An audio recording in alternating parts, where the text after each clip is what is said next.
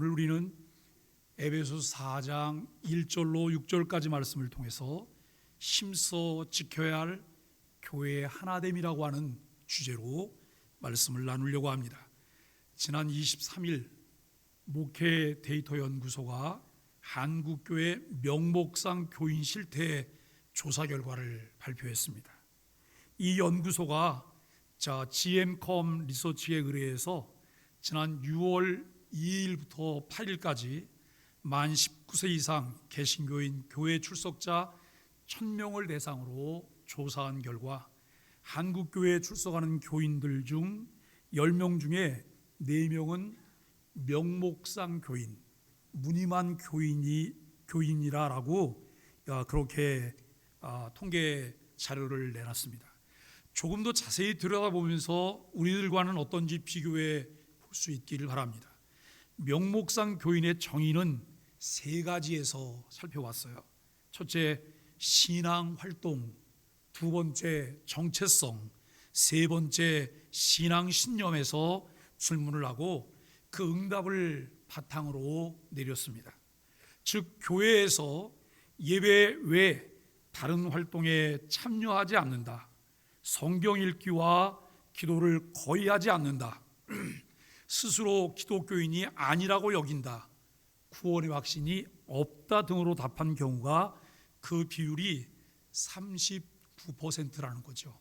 그러니까 여러분, 우리가 아래서부터 보면 구원의 확신이 없다, 이분은 오늘 죽으면 천국 갈지 지옥 갈지 모른다라고 하는 거예요. 그런데 나는 구원의 확신이 없기 때문에 지옥 갈 가능성이 많다라고 하는 것이고요. 그리고 스스로 기독교인이 아니라고 여긴다, 이것은 본인 스스로 정체성에 혼란이 왔고 분류되어 있는 그런 상태라고 하는 것. 성경 읽기와 기도를 거의 하지 않는다, 교회에서 예배 외에 다른 활동에 참여하지 않는다, 이런 그 4가지 항목으로 좀 조사를 해봤더니 40%가 되는 39%의 사람들이 그렇다는 거예요. 교회 출석하는 사람들이에요. 출석하는 사람들 중에 그런 거죠. 명목상 교인은 20대 연령대, 그리고 미혼, 직분이 낮은 성도, 그리고 100명에서 500명 미만의 중형교회가 상대적으로 높은 비율을 보였다라고 이야기를 해요.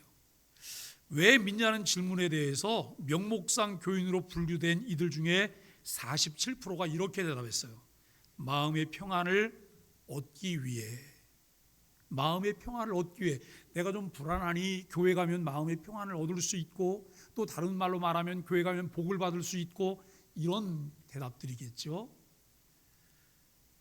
이들에게 갖는 특징은 신앙생활, 교회 생활에 대한 의무도 책임도 감격도 없는 사람이에요. 교회를 다니지만 교회 생활에 대한 성도로서의 의무도 책임도 또 하나님이 주신 은혜에 대한 감격도 없는 사람들이다. 여러분, 교회 안에 있는 불신자라 이렇게 말을 해요. 요즘 이제 회자되는 이야기들 중에 그런 얘기가 있어요. 미전도 종족 그러면 10의 지도를 펼쳐놓고 10의 40 창문 지역에 많이 밀집되어 있다고 말하거든요. 그런데 우리나라는 복음화율이 꽤 높은 나라예요. 우리나라 전국 8도 강산 중에 복음화율이 가장 낮은 데가 어디냐면 경상북도예요. 경상북도가 제일 믿는 사람들이 적은 편이에요. 그런데 우리나라를 미전도 종족 국가로 분류하지 않아요. 근데 요즘 이런 이야기를 해요. 다음 세대가 미전도 종족이다 라고 말을 해요. 다음 세대가 미전도 종족이다. 그리고 교회 안에 있는 사람들에게 먼저 복음 전도가 필요하다. 왜냐하면 명목상 40%가 있기 때문에 그렇다라고 하는 이야기를 할 수 있겠죠. 그런데 명목상 교인이 아닌 경우는 구원과 영생을 얻기 위함이라고 대답한 사람이 3명 중에 2명인 66%인 거예요. 그리고 24.4%가 하나님의 나라를 세우기 위해라고 답했어요. 자, 여러분, 여기서도 우리가 중요한 것들을 발견할 수 있는데요. 3명 중에 2명이 66%가 이 구원과 영생을 얻기 위해서 예수 믿는다, 교회 다닌다라고 말을 하면 이 답이 정답일까? 어떻게 생각하세요? 그 답이 정답일까요? 제가 이렇게 물어볼 땐 정답이 아닌 거예요. 그죠? 그 다음에 24.4%인 하나님의 나라를 세우기 위해라고 하는 답이 정답인 거예요. 왜냐하면 우리가 이 구원과 영생은 무엇을 통해 얻어요? 은혜로 믿게 됨으로, 은혜에 의해서 믿게 됨으로 이미 얻은 거예요. 앞으로 얻을 것이 아니에요. 이미 얻은 것이에요. 그렇게 믿으세요? 우리는 이미 구원을 얻은 거잖아요. 영생을 얻었잖아요. 근데 뭘 또 그걸 또 얻으려고 여러분 교회 생활을 해요? 이제 필요한 것은 뭐냐면 하나님의 나라를 세우기 위해예요. 하나님의 나라를 세우기 위해. 이들 중에는 마음의 평안을 위해 얻으라고 대답한 경우는 한 명도 없었어요. 왜 교회를 다니냐? 마음의 평안을 얻기에, 복받기 위해. 이렇게 말하는 사람들이 없었다는 거예요. 저는 이 부분에 대해서 굉장히 놀라웠어요. 와, 이렇게까지 이 부분이 명쾌할까? 라고 하는 거예요. 그러면 우리는 교회를 왜 다닐까? 신앙생활을 나는 왜 할까? 한번 대답해 보세요. 속으로. 제가 이 그래프를 하나 띄웠는데요. 그래프가 눈에 혹시 내용이 보이세요? 전혀 안 보이시죠? 예, 저만 보고 설명을 해야 될 것 같은데요. 우리 한국교회 명목상 교인 실태를 이제 그래프로 나타낸 거예요. 성경 읽는 시간인데 명목상 교인과 비명목상 교인을 비교해서 이제 이야기를 한 거예요. 그 명목상 교인은 매일 성경을 읽는다라고 말하는 것, 그리고 비명목상 교인이 읽는다고 말하는 것 굉장히 차이가 있어요.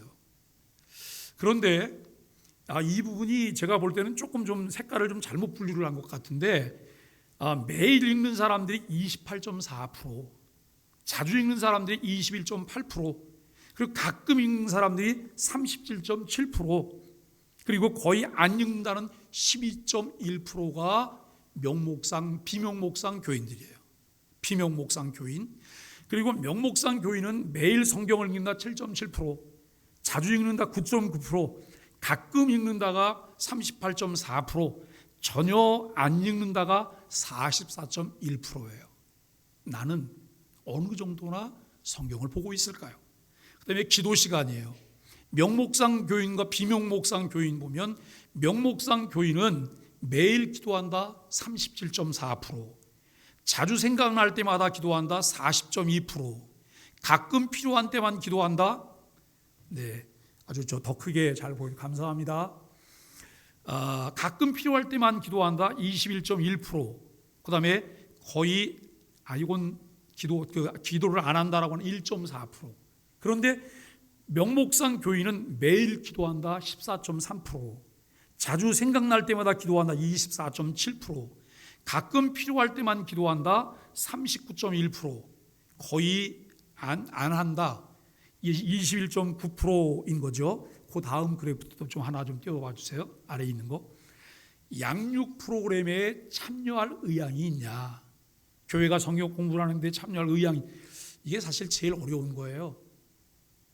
기신자들 중에 그 비명목상 교인들 중에도 나는 다 배웠다고 생각하는 분이 너무나 많으세요. 나는 다 배웠, 더 이상 배울 게 없으니 이제 하산해라, 이런 생각을 가진 분들이 너무나 많아요. 그런데 새빨간 거짓말이거든요. 우리가 양육 프로그램에 참여할 의향이 있냐? 비명목상 이제 교인들은 의향이 50.4%가 있다고 말을 했고, 그리고 명목상 신자는 38.6%가 의향이 없다고 말을 했어요. 그다음에 이제 이 의향이 있다, 비명목상 교인들은 의향이 있다 84.7%가 그 의향이 있다고 말을 했어요. 그리고 13%만 의향이 없다고 말했어요. 그렇다면 교회 안에 명목상 교인, 무늬만 교인들도 하나님을 알고 싶은 거예요. 정말 하나님을 더 배우고 싶은 거예요. 이런 마음이 있다라고 하는 것을 우리가 생각을 하게 되는데요. 이 조사 내용은 교회 현주소를 잘 알려주는 내용이기도 합니다. 우리는 에베소서를 지금 계속해서 묵상하고 있습니다. 에베소서는 바울이 옥중에서 기록한 옥중 서신 중에 한 권입니다. 바울이 많은 서신을 기록했어요. 바울이 기록한 서신들을 우리가 자세히 보면 일정한 패턴이 있습니다. 교리적인 부분들과 실천적인 조언이나 적용을 포함하고 있다는 거예요. 하나의 완성체를 만들어내는데 완성체를 보여주기 위해서 이 부분이 분류가 되어 있어요. 앞부분에는 교리적인 부분, 눈에 보이지 않는 거예요. 그리고 이제 이 조언이나 적용이라고 하는 부분이 뒷부분에 나오는데 이것은 눈에 보이는 내용이에요. 오늘 우리가 지금까지 에베소 1장부터 3장까지 함께 나눴던 내용들은 눈에 보이지 않는 내용들이에요. 눈에 보이지 않게 내 안에 골격들을 유지하고 그 골격을 통해서 우리의 모양들을 만들어 갈 수 있는 기본을 만드는 것이 1장부터 3장까지였어요. 지루하기도 한 그런 시간이지만 우리에게는 없어서도 안 될 그런 중요한 교리적인 부분들이죠.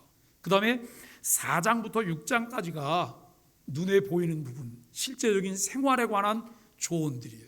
오늘부터 6장까지 이제 우리 말씀을 나누는 중에 때로는 우리의 뼈를 때리는 부분도 있을 것이고, 그 다음에 우리 속에 있는 악한 것들을 긁어내는 내용도 있을 것이고, 또 우리를 더 풍성케 하는 이런 내용들로 채워지게 될 것입니다.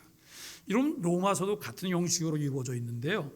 로마서에서 1장부터 11장은 교리 부분이에요. 그리고 12장부터 15장까지가 실천적인 부분들을 다루고 있어요. 11장 교리적인 부분을 마치고 12장 이제 이 실천편을 시작할 때 12장 1절은 이렇게 말을 해요. 그러므로 형제들아, 내가 하나님의 모든 자비하심으로 너희를 권하노니 너희 몸을 하나님이 기뻐하시는 거룩한 산제사로 드리라. 이는 너희가 드릴 영적 예배니라 라고 하는 말로 시작하고 있어요. 그리고 갈라디아서도 같은 패턴으로 말씀을 하고 있는데요. 1장부터 4장은 교리적인 부분이에요. 그리고 갈라디아서 5장, 6장은 실천적인 부분입니다. 이 갈라디아에서의 실천적인 부분은 5장 1절에서 이렇게 말씀하는 것으로 시작해요. 그리스도께서 우리를 자유롭게 하시려고 자유를 주셨으니 그러므로 굳건하게 서서 다시는 종의 멍에를 매지 말라라고 말을 해요. 하나님이 우리를 왜 부르셨다고요? 자유하게 하시려고요. 참된 자유를 주시려고요. 우리가 죄의 종로로 탔어요. 율법의 종로로 탔어요. 그런데 여전히 예수 믿고 난 이후에 다시 율법으로 돌아가요. 죄악으로 돌아가요. 그래서 정죄하고 내 생활 자체도 얽어매고 억지로 끌려가면서요. 여러분 길거리에 보면 가끔 아마 어제 오늘도 나와 있을지 모르겠는데 여기 공원 가는 길에 이렇게 좌판들을 벌려놓고 말끔한 신사들과 숙녀들이 거기 서서 뭔가를 이렇게 나눠주고 이야기해요. 이 사람들이 누구예요? 여호와의 증인, 여호와의 증인들인데 그분들은 왜 나올까요? 그분들은 힘써 노력하고 이것을 유지함으로써 무엇을 얻을 수 있다고 생각하기 때문이에요. 그래서 그들에게 늘 그게 필요해요. 그런데 오늘날 많은 기독교인들이 교회 생활을 하면서 그거예요. 역시 똑같아요. 내가 무엇을 함으로 영생을 보장받게 되고 무엇을 함으로 내가 구원을 얻게 되고 무엇을 함으로 복을 받게 될 거라고 하는 어리석은 생각들이 우리들에게 있다고 하는 거예요. 그런데 여러분 예수 그리스도를 주로 믿으신다고 했죠? 아니에요? 예수 그리스도를 주로 믿으시죠? 그렇다면 내가 믿고 난 후에 나는 왜 감사하고 봉사하고 헌신하고 그리고 하나님께 나를 드리나요? 은혜 때문이에요. 은혜. 하나님의 은혜가 우리에게 있기 때문에. 그런데 이 은혜 때문에 이 일을 하기 위해서는 우리에게 끊임없이 계속되는 구원의 감격과 하나님이 우리에게 풍성케 하시는 은혜가 있어야 된다고 하는 것을 우리는 알아야 됩니다. 여러분, 이것은 우리가 함께 나누게 될 에베소서 4장의 중요한 요점이기도 해요. 우리가 에베소서를 처음 시작할 때 에베소서에 대한 몇몇 저명한 신학자들의 평가를 소개한 적이 있습니다. 그 중에 두 분의 것만 다시 한번 좀 소개를 하려고 하는데요. 존 메가더라고 하는 분인데요, 에베소서는 그리스도인들이 무엇을 가졌으며 어떻게 그 소유를 주장하고 누릴 수 있는지를 들려준다라고 말을 해요. 굉장히 중요한 거잖아요. 그리스도인으로 내가 뭘 가졌냐라고 하는 거예요. 예수 그리스도를 믿게 됨으로 내가 뭘 가졌을까요? 그리고 어떻게 그 소유를 주장하고 누릴 수 있는지를 우리에게 들려주고 있다는 거예요. 여러분, 집문서가 내 이름으로 돼 있다고 한다면 내 이름으로 된 것, 내가 그것을 가졌다고 하는 것을 알아야 되잖아요. 그리고 그것을 그 소유를 주장하고 그것을 내가 누릴 수 있어야 되잖아요. 매일 불안해 사는 거예요. 누가 와서 집 비워달라 그러면 어떡하지? 누가 와서 집 비워달라 그러면 어떡하나? 이 생각을 해요. 왜요? 확인하지 못하기 때문에. 오늘 에베소서를 통해 그리스도인 우리가 어떤 사람인지, 무엇을 가졌는지, 또 무엇을 누려야 되는지에 대해서 말씀하고 있습니다. 리처드 코긴이라고 하는 분은 존 칼빈이 가장 중요하게 여겼던 에베소서, 오늘 당신 교회를 향한 하나님의 처방입니다. 그러니까 여기에 뭐가 있다는 거예요? 교회의 총체적인 문제를 처방할 수 있는 처방전이 이 안에 다 있다고 하는 거예요. 하나님의 말씀을 함께 나누며 그 은혜를 누릴 수 있게 되기를 바랍니다. 에베소서는 우리가 명목상 교인에 머물지 않고 성령님과 함께 동행하는 역동적인 그리스도인의 모습을 생생하게 제시합니다. 누누이 강조했지만 왜 교회만 다니는 명목상 그리스도인이 아니라 교회가 되어야 하는지를 함께 배웠습니다. 에베소 1장부터 3장은 예정과 선택, 양자됨과 구속, 성령의 사역과 거듭남, 만국 백성을 연합시키는 하나님의 역사하심, 그리스도의 몸된 교회 안에서 연합하는 삶에 대해서 말했습니다. 송영으로 끝을 맺고 있는 3장은 정말 놀라운데, 우리도 바울과 함께 하나님께 교회 안에서와 그리스도 예수 안에서 영광이 대대로 영원 무궁하기를 원하노라 아멘 이라고 우리도 말하고 싶은 거예요. 이렇게 말해야 된다는 거예요. 에베소 1장부터 3장의 내용을 확실하게 이해하고 공부했다면 우리의 삶에는 어떤 변화가 있어야 할까요? 확신, 열정적 의지가 가득 찬 말을 우리가 하게 되며 점진적 성화에 대한 갈망이 있어야 되는 거예요. 왜요? 내 뼈가 다 만들어졌잖아요. 골격이 다 만들어졌거든요. 골격이 만들어졌으면 이제는 거기에 살이 덮이고 생명을 더해가며 여러분 뭔가 역동적이고 활동적인 그 삶이 우리 가운데 이루어져야 되잖아요. 교회 생활이 고역이 아닌 기쁨이 돼야 되고, 교회 생활이 우리에게 짐이 아닌 하나님이 주시는 희열을 누리며 우리가 누리게 되는 하나님의 비전을 따라가는 삶이 되어야 한다는 말씀입니다. 어떤 이들은 마치 자신은 성경을 다 알고 있는 것처럼 이야기합니다. 정말 그럴까요?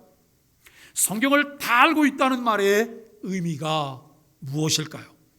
어떤 분이 이런 이야기하는 것을 들었습니다. 성경을 그렇게 열심히 공부했는데 결론이 어떻게 이만희가 되는지 모르겠다고 말을 해요. 여러분 이해가 되세요? 성경을 열심히 공부했는데 결론이 이만희예요. 우리가 여러분 매일 아침 묵상을 정말 열심히 내가 묵상하면서 따라가고 나면 내 삶을 통해 남는 것들이 무엇이 남게 될까요? 예수 그리스도가 남게 되는 거예요. 하나님의 은혜가 남게 되는 거예요. 하나님의 주권과 섭리를 믿는 그런 믿음이 우리 안에 남게 되는 것입니다. 성경을 바르게 공부하면 결론이 이만희가 될 수 없습니다. 우리들에게도 물어야 됩니다.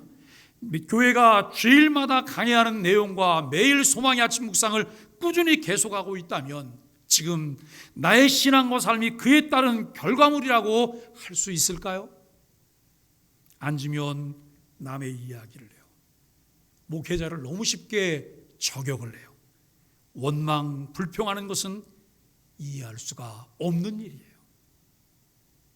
교회와는 무관하게, 교회의 가르침과는 무관하게 내 삶을 그냥 살아가기 때문에 구습을 쫓는 옛사람의 모습이 그대로 나타나고 있다라고 하는 거예요. 중요한 것은 자연 원리도 심는 대로 거두게 된다는 것이고, 그에 따라 콩을 심으면 콩이 나고 팥을 심은 데 팥이 나는 거예요. 교회를 통해 선포되는 말씀을 듣고 있다면 그 말씀을 통한 결과물들이 삶을 통해 나타나는 것은 매우 자연스러운 것일 것입니다. 교회 공동체의 일원으로 우리의 약속은 교회의 가르침과 치리에 복종하겠다는 거예요. 교회 직분을 가진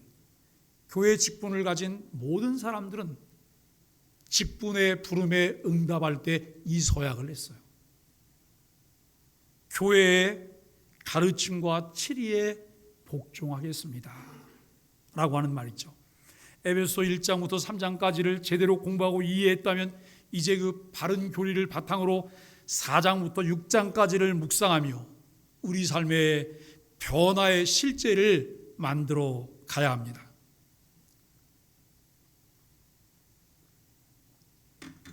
우리가 하나님으로부터 구원받은 자녀이며 성장을 위해 필요한 것을 공급받았다는 결과물을 내어놓아야 돼요.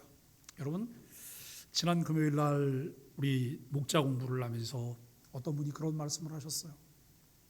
굉장히 삶이 조심스럽다고. 왜냐하면 소망의 교회에 욕을 먹게 할까 봐. 우리 모두는 각자가 움직이는 소망의 교회인 거예요.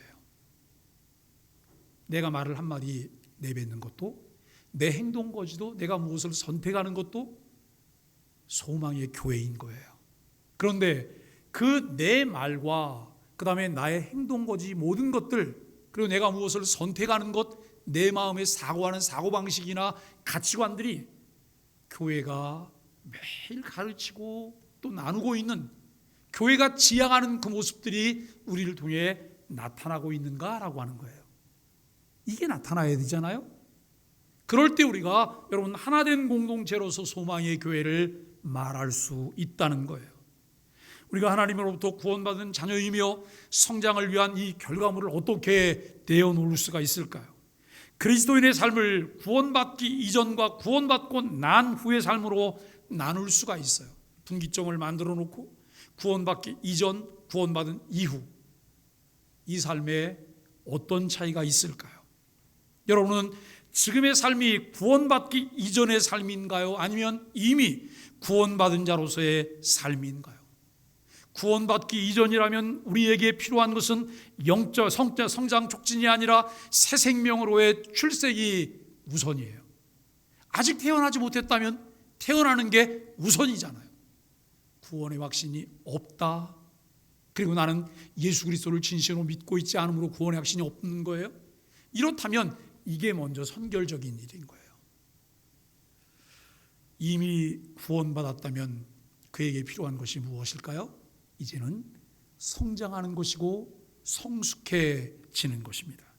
건강하고 바른 그리스도인으로 성장하기 위해 우리는 점진적 성장이라고 하는 것을 살펴보아야 합니다. 바울은 에베소 4장부터 6장에서 건강한 그리스도인으로 성장하기 위해 어떤 실천이 필요한지를 이야기하고 있습니다.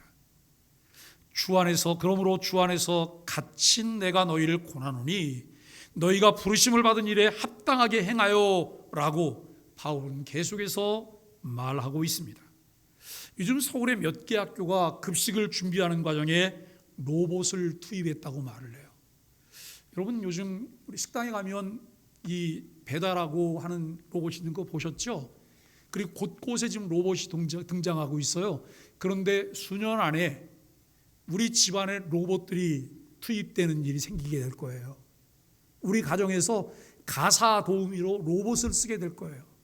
청소하게 하고 설거지하게 하고 그리고 여러분 다른 것들을 하게 하는 일들을, 그 로봇을 투입해서 로봇이 기존에 그 학교의 급식 도우미들이 하는 일들 중에 많은 일들을 담당하고 있어요. 뭐 튀김을 튀겨내는 거라든지, 그 다음에 양념을 정확하게 해서 그것을 해서 이제 무슨 뭐 육개장을 끓인다든지, 이런 일을 로봇이 하는 거예요. 그런데 그 튀김을 먹어본 사람들이 뭐라고 말하냐면 사람이 끓인 것보다 훨씬 더 바삭해요 그래요. 그리고 모든 게 다 똑같다는 거예요. 모든 게. 여러분, 점점 일자리 없어지는 거예요. 그래서 제가 우스갯소리로 그런 소리를 했어요.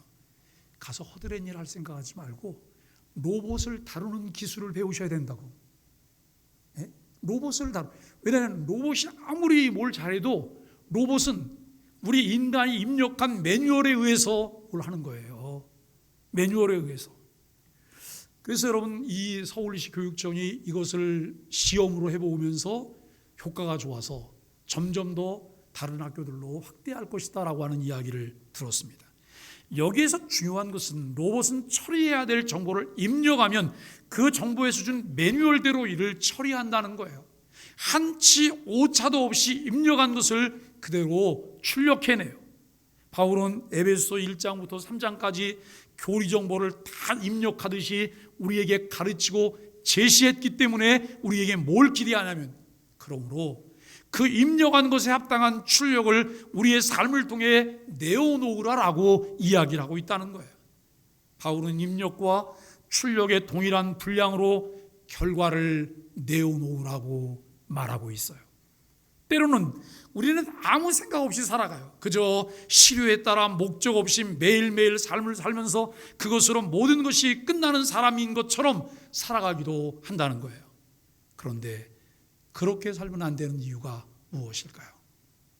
히브리서 9장 27절에 한 번 죽는 것은 정하신 거지만 그 외에는 모두에게 심판이 있다고 하는 말씀을 우리가 기억하고 있기 때문이에요. 우리의 기억뿐만 아니라 그것은 사실이기 때문에, 그 사실이 우리 앞에 펼쳐질 것이기 때문에 우리는 어떻게 살 것인가를 생각해야 됩니다. 바울이 1절에서 부르심에 합당하게 행하여라고 말씀하는데, 합당하게라고 하는 말은 가치, 값어치라고 하는 의미를 지니고 있지만 실제로는 그 이상의 의미가 담겨 있습니다. 그것은 어떤 사람의 입장과 동등한 값어치가 있다는 말이에요. 어떤 사람의 입장과 동등한 값어치라고 하는 것은 무엇일까요? 우리말 중에 꼴값하네라고 하는 말이 있어요. 꼴값하네. 누가 우리를 보고 꼴값하네라고 말을 하면 기분이 좋아요, 나빠요?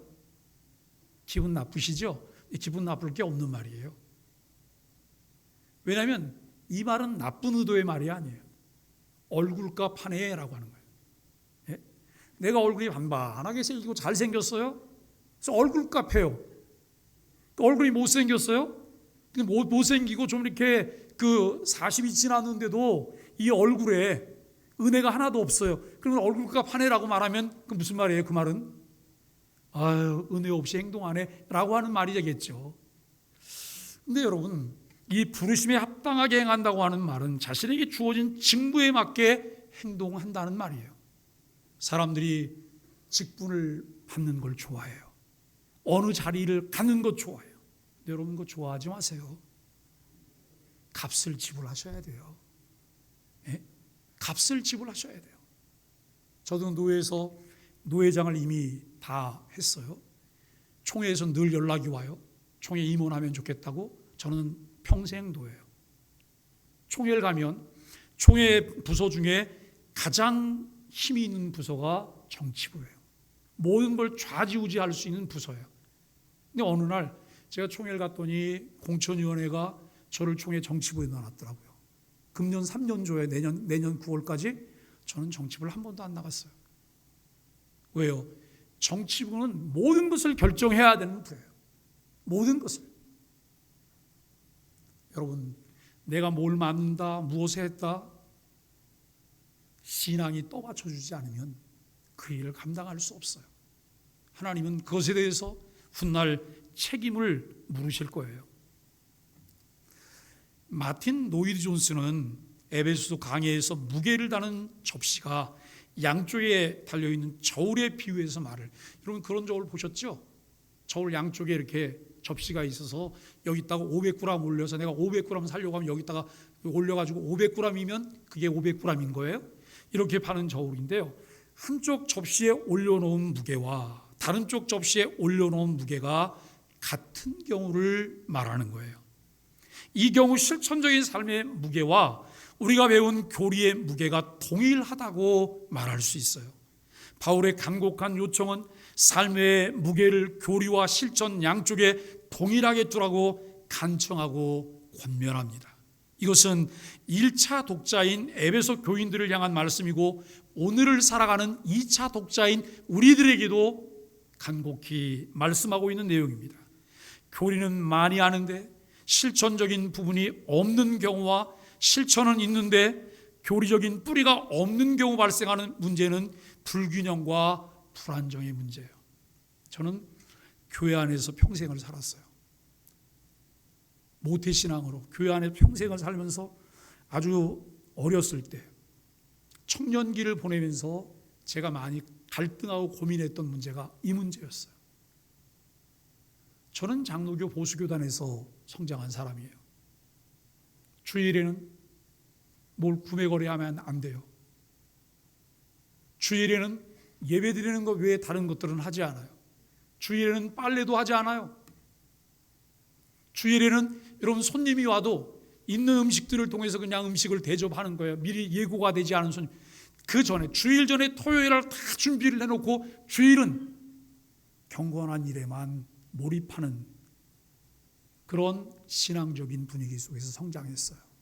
너무 감사하죠. 그런데 성장하는 과정 가운데 제 마음에 끊임없는 갈등이 있었어요. 그게 뭐냐면 철저하게 지키는 보수적인 그런 것들은 있는데 풍성함을 나타내는 이게 없는 거예요. 하나님은 사랑한다고 말하는데 하나님을 사랑하는 것처럼 이웃을 내 몸처럼 사랑하는 게 없는 거예요.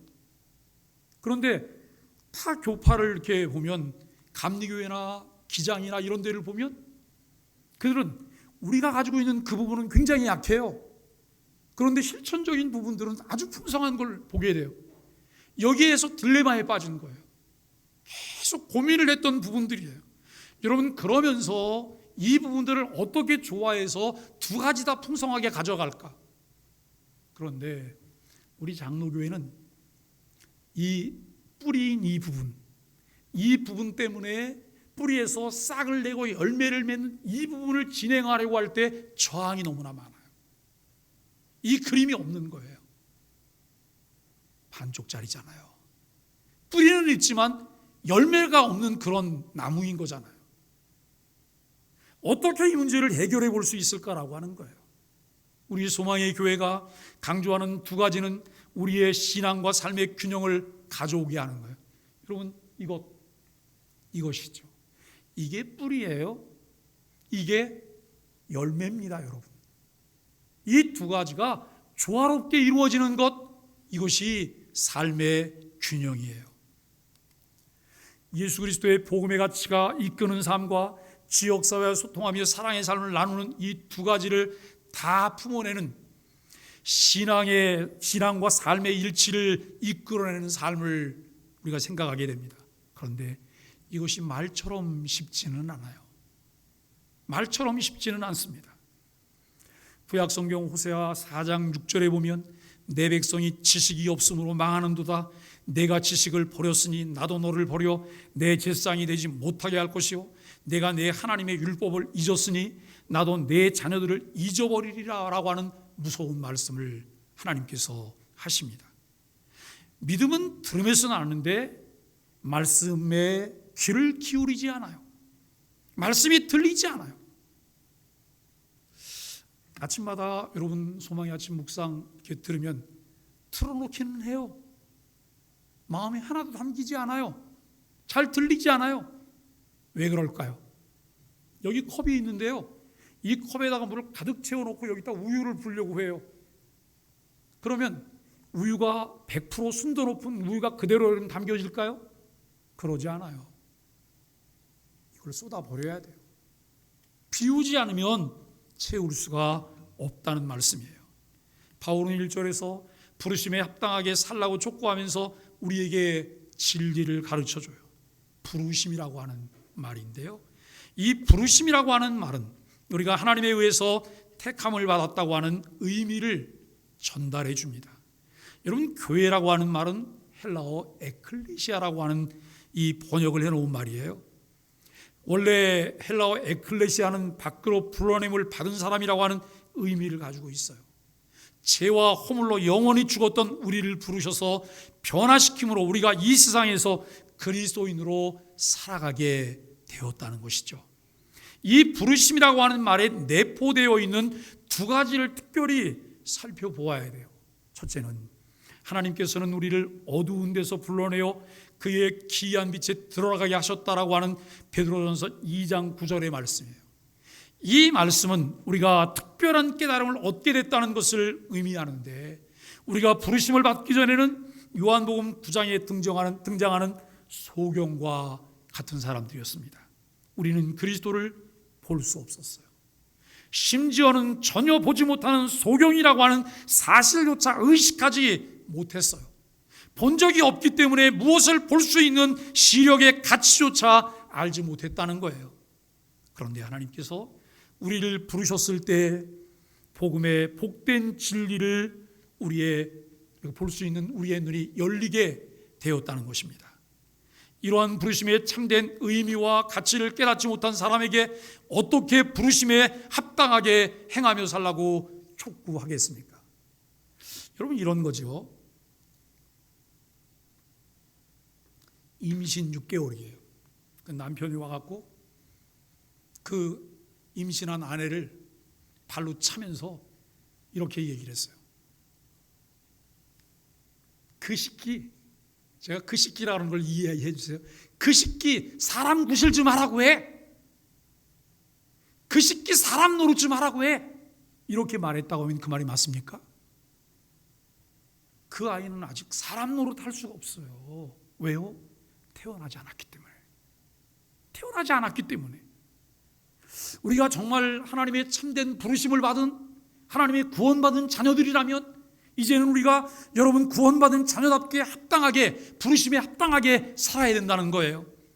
두 번째는 하나님께서 우리를 죽음에서 불러내어 생명으로 들어오게 하신 것을 내포하고 있습니다. 바울이 에베소 2장 4절에서 강조했던 것처럼 긍휼이 풍성하신 하나님이 우리를 사랑하신 그 큰 사랑을 인하여 허물로 죽은 우리를 그리스도와 함께 살리셨고 너희는 은혜로 구원을 받은 것이라 라고 하는 말씀이죠. 죽었던 우리를 깨워 새 생명을 얻게 하신 하나님께서 새로운 삶을 살 수 있는 능력을 주셨다고 하는 것을 의미하고 있습니다. 전에는 우리가 죽었던 자리에서 이제 영적으로 살았고 하나님을 위해 살라고 촉구하는 바울의 메시지를 경청할 수 있게 되었습니다. 사랑하는 소망의 가족 여러분, 성도는 부르심에 합당한 삶을 살아야 되는 거죠. 왜냐하면 성경은 그렇게 말해요. 그게 공식이고 원리예요. 너 이렇게 구원받은 자야, 이렇게 구원받았으니 너는 이렇게 살아야 돼 라고 하는 말이에요. 바울이 이를 위해서 몇 가지 덕목을 2절에서 제시해요. 첫째는 겸손과 온유함으로 살아야 된다는 거예요. 이는 그리스도의 성품입니다. 마태복음 11장 29절에서 말씀하는 그리스도가 가진 성품이시죠. 겸손은 우월감을 버린 자기 낮춤이고 온유는 다툼과 분노를 극복하는 품성을 말하고 있습니다. 두 번째는 오래 참음입니다. 남의 잘못을 급히 정죄하지 않고 그가 깨닫도록 기도하며 기다리는 태도라고 하는 것을 알게 돼요. 우리 주변에는 완전한 이가 없잖아요. 우리가 여러분 영원한 천국에서나 볼 수 있는 사람을 자꾸 교회에서 보려고 해요. 자기도 안 그러면서. 그렇기 때문에 무엇이 필요할까요? 기다림이에요. 기다림이에요. 교회는 늘 두 가지를 경계하면서 기다려요. 첫째는 이단. 교회의 목적이 진리를 전하고 진리를 수호하는 것이기 때문에 이단을 교회는 늘 경계해요. 또 이단과 똑같이 취급하는 교회 안에 죄가 있어요. 그게 뭐냐면 분리죄예요. 편을 만들고 당을 만들고 사람들에게 선동해서 이간질해서 다른 마음을 품게 하는 것, 이것을 교회는 경계해요. 그리고 그 외 나머지는 교회는 기다리는 거예요. 각기 성장도 차이가 있기 때문에 여러분 그것을 인정하면서 기다리는 것입니다. 세 번째는 사랑으로 서로 용납함입니다. 이는 서로의 약함을 이해하고 격려하는 태도입니다. 성령은 평안을 끈으로 삼아서 교회를 하나 되게 하십니다. 하나됨을 지키는 것은 성도의 책무입니다. 서로 연합하고 일치하는 삶을 추구하며 그리스도를 닮아갈 때 복음의 영향력은 강화가 되는 것이죠. 그 일을 위해 우리에게 듣는 귀와 보는 눈이 중요해요. 잠언 20장 12절 말씀에서는 이렇게 말씀해요. 듣는 귀와 보는 눈은 다 여호와께서 지으신 것이니라 라고 말을 해요. 여러분, 중요한 것은 듣는 귀와 보는 눈은 하나님의 은총으로만 주어진다는 거예요. 눈이 있다고 다 보는 것이 아니에요. 귀가 있다고 다 듣는 것이 아니에요. 선한 것을 볼 수 있는 것, 선한 것을 들을 수 있는 귀는 하나님의 은총으로만 주어진다는 것입니다. 그리고 하나님의 의도에 합당하게 들어야 하고 보아야 한다는 말씀들을 우리는 가슴에 새겨야 할 것입니다. 힘써서 지켜야 할 교회의 하나됨, 하나됨을 지키는 성숙한 공동체가 되어야 할 이유가 무엇일까요? 하나됨이 십자가의 정신이에요. 하나님과 수직적인 관계 속에서 우리와 이웃과의 수평적인 관계가 만들어지는 거예요. 이 하나님과의 수직적인 관계를 확인하지 않고 수평적인 관계를 세우려고 한다면 이것은 세울 수가 없어요. 수직적인 관계가 먼저 세워지고 그 다음에 거기에 수평적인 관계가 만들어져 가야 한다는 것입니다. 바울은 성령이 하나 되게 하신 것, 교회를 힘써 지켜야 할 이유를 설명하고 있습니다. 첫째는 성령이 한 분이듯이 교회 그리스도의 몸도 하나이기 때문입니다. 교회는 성령 강림으로 탄생했고 성령을 통해 세례와 은사를 받습니다. 둘째로 그리스도인은 한 소망 안에서 부르심을 받았기 때문입니다. 여기 한 소망은 미래 상속받을 영생을 의미하고 있습니다. 셋째는 주님도 한 분, 믿음도 하나, 세례도 하나이기 때문입니다. 모든 신자는 그리스도를 주님으로 고백하고 신앙의 사도로 삼으며 그리스도의 이름으로 세례를 받았습니다. 넷째, 하나님도 한 분이시기 때문입니다. 만유의 아버지 되신 하나님 안에서 교회는 하나됨을 힘써 지켜야 합니다. 그리스도인이 하나됨을 지켜야 하는 이유를 바울은 분명하게 가르칩니다. 점진적 성장을 누리며 성숙한 그리스도인으로 살아가기 위한 우선순위가 하나됨을 지키는 공동체로 서는 것임을 우리에게 말해요. 여러분, 뼈를 다 만들고 살을 입히는데 다른 것들을 말하지 않아요. 먼저 말하는 것이 하나됨이에요. 이것이 없다면 살이 붙을 수가 없는 거예요. 여러분, 우리가 좀 말라서 제가 그 한 달 동안 이렇게 감기 몸살을 좀 심하게 앓으면서 체중이 5kg가 빠졌어요. 오늘 아침에 체중을 달면 한 1kg 정도 좀 늘었더라고요. 근데 5kg가 빠졌을 때 이렇게 뼈밖에는 안 잡히는 것 같아요. 근데 오늘 아침에는 씻으면서 이렇게 잡아보니까 좀 뼈 말고 뭐가 좀 이렇게 잡히는 것 같아요. 조금 나아졌구나. 근데 여러분, 제가 살이 많이 빠졌다고 너무 속이 상해서 정육점에 가서 소고기를 한 2kg 샀어요. 그리고 난 다음에 이걸 여기다 붙였어요. 붙을까요? 그건 제 살이 아니고 남의 살이잖아요. 남의 살이기 때문에 붙을 길이 없는 거예요. 정말 튼튼하게 하기를 원한다면 성령이 하나 되게 하신 것을 지키는데 그 공식과 원리가 뭐예요? 그리스도와 함께 연합하는 거예요. 그리스도와 함께 우리가 붙게 되는 거예요. 내 생각과 주장을 내려놓고 공동체의 하나됨을 힘쓰는 소망의 가족들이 되시기를 예수 그리스도 이름으로 간절히 축복합니다. 우리 함께 인사하겠습니다. 아시레 예수님 때문에 당신이 최고십니다. 우리 소마의 교회에서 함께 예배할 수 기쁩니다. 사랑하고 축복합니다. 210장 찬송 함께 찬송하겠습니다.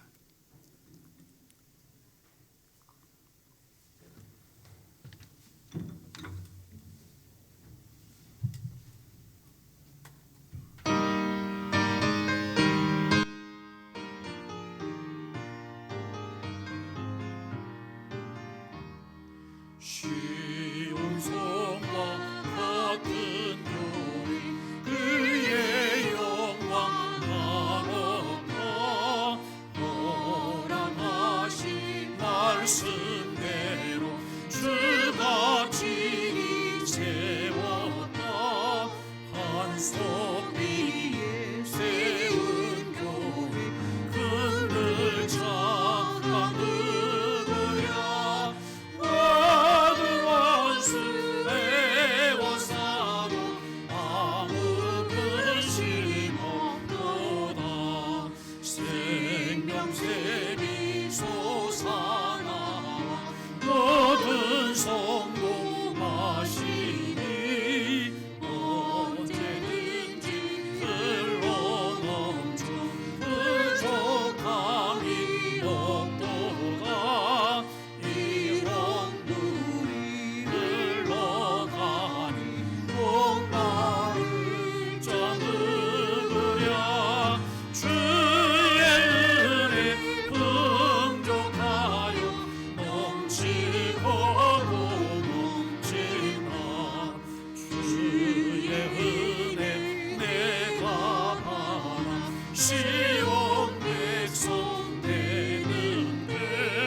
세상 사람 비방해도 주를 찬송하리라. 세상 어때 모든 영광 아침